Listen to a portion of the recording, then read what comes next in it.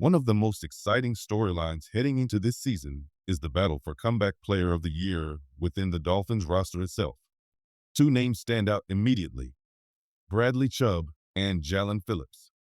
Both players saw their 2023 campaigns cut short by devastating injuries, and both are determined to remind the NFL just how dominant they can be when healthy. Chubb, of course, never even got to suit up after undergoing major knee surgery.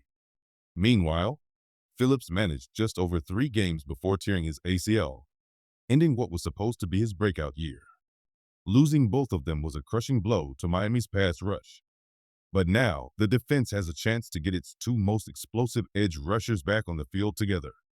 If either of them puts together a full season, they'll instantly be in the conversation for Miami's comeback star. But if I had to predict, I'd lean toward Jalen Phillips. He's younger, he's hungry, and if he stays healthy for at least 15 games, I could see him racking up close to 9 sacks this year. That kind of production would not only earn him comeback recognition, but could also swing the balance of Miami's entire defensive unit. Looking ahead to Week 1, Miami opens against the Indianapolis Colts. On paper, this feels like a game where the Dolphins should set the tone early. The Colts are still finding their identity, and Miami's talent advantage across the roster gives them a clear edge. I wouldn't be surprised if the Dolphins walk away with a convincing double-digit win to kick off the season strong. And while we're used to seeing Miami dominate New England, things may not be quite as easy this time around. The Patriots have quietly rebuilt in a big way, adding playmakers like Stefon Diggs, Carlton Davis, Harold Landry, and Milan Williams. On top of that, they made a massive coaching upgrade with Mike Vrabel, a proven leader who immediately raises the floor of that franchise. The wild card here is quarterback Drake May. As a rookie, he has a lot to prove, but many around the league believe he has the tools to become New England's next franchise QB for the next decade. That doesn't mean the Dolphins won't handle business. After all, Tua Tagovailoa has never lost to the Patriots. But it does mean Miami can't take those divisional matchups lightly anymore. I know it might not be what Dolphins fans want to hear, but sometimes you have to call it how you see it. The New England Patriots really do look like a much improved football team heading into this season. And while Miami is still the better roster overall, the gap between the two might not be as wide as it's been in recent years. That's why I see these two teams splitting their matchups. The Dolphins should take care of business in Week 2 at Hard Rock Stadium. That Sunday afternoon heat in Miami is no joke, and it has been a weapon for this team year after year. With the home crowd behind them and New England still settling into its new system under Mike Vrabel, Miami has every advantage to pull off the win there. But the second meeting will be a very different challenge. The Dolphins close the regular season in Foxborough, where the freezing New England winter has broken plenty of teams before. Combine that with a Patriots squad that has added real talent on both sides of the ball, and it becomes a dangerous game for Miami. I can easily see the Dolphins dropping that one on the road. A split isn't the end of the world, though. Divisional games are always tough, and it's not about sweeping every rival. It's about stacking enough wins to secure playoff positioning and making sure Miami is playing its best football when January arrives. If the Dolphins can handle New England at home and keep pace in the division, they'll be right where they need to be heading into the back half of the season. Let's talk about something that always gets fans buzzing: trade rumors. Every year, there are wild suggestions about Miami moving on from one of its stars to set up for the future. Recently, one of the more eye-catching ideas floating around has been the thought of trading Tyreek Hill for draft capital. Now, let's be honest. Tyreek is still one of the most explosive playmakers in football. His speed changes the way defenses line up every single snap, and his chemistry with Tua Tagovailoa is a massive reason this Dolphins offense is so dangerous.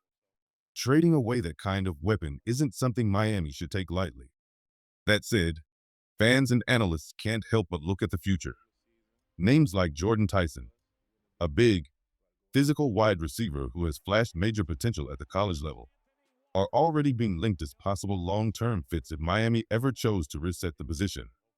Tyson is 6'2", around 200 pounds, and has the size-speed combo that NFL teams covet. The idea of pairing a younger receiver like him with Jalen Waddle down the road is intriguing. But here's the reality. Miami isn't in reset mode. They're in win now mode. This roster is built to compete right now, and Tyreek Hill remains the centerpiece of that plan. Could the Dolphins scout players like Tyson for the future? Of course. Smart organizations always keep an eye on the next wave of talent. But for the 2024 season, Tyreek Hill isn't just untouchable. He's essential.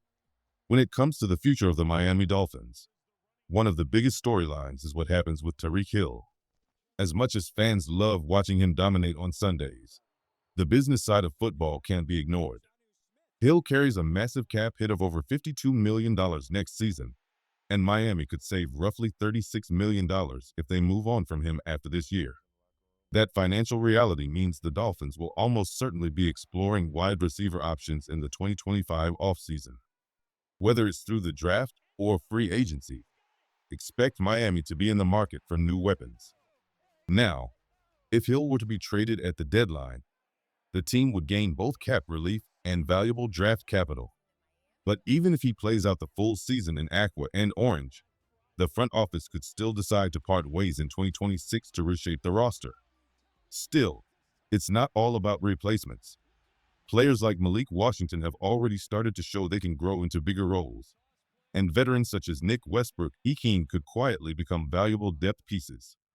If those two develop alongside Jalen Waddle, Miami's receiving core might not look as thin as many fear once Hill eventually departs.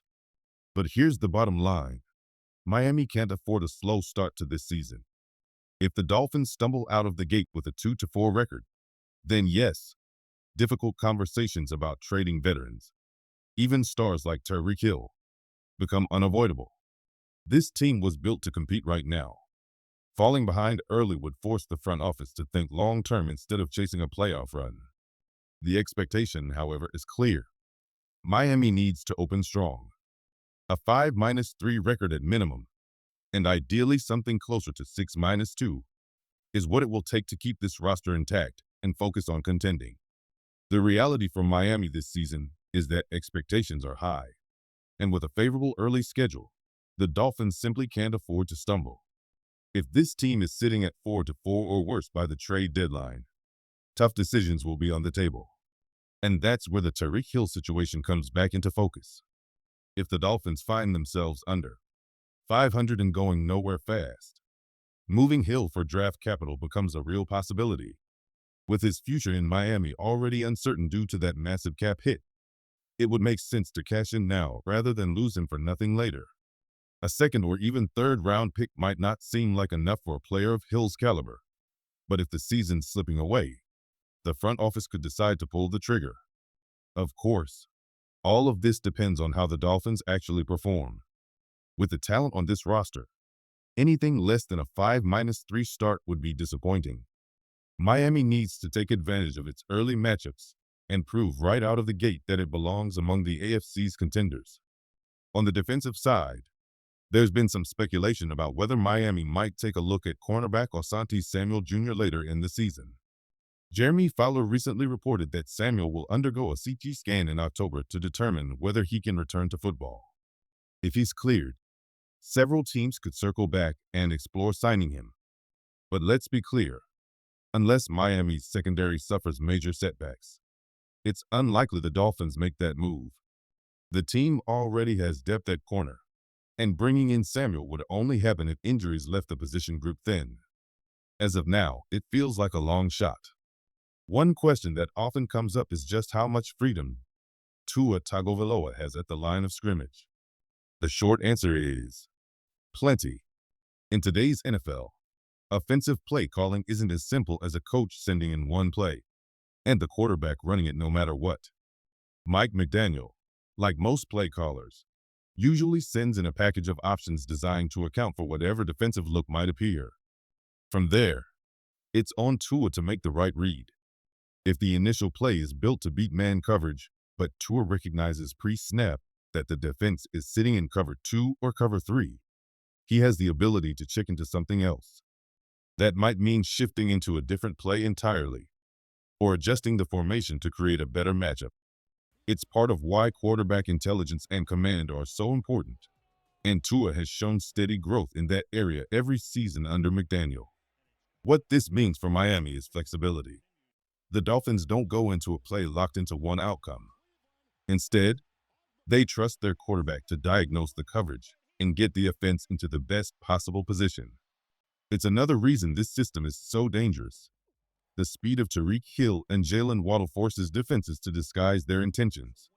But if Tua reads it correctly, he can audible into a play that punishes them immediately.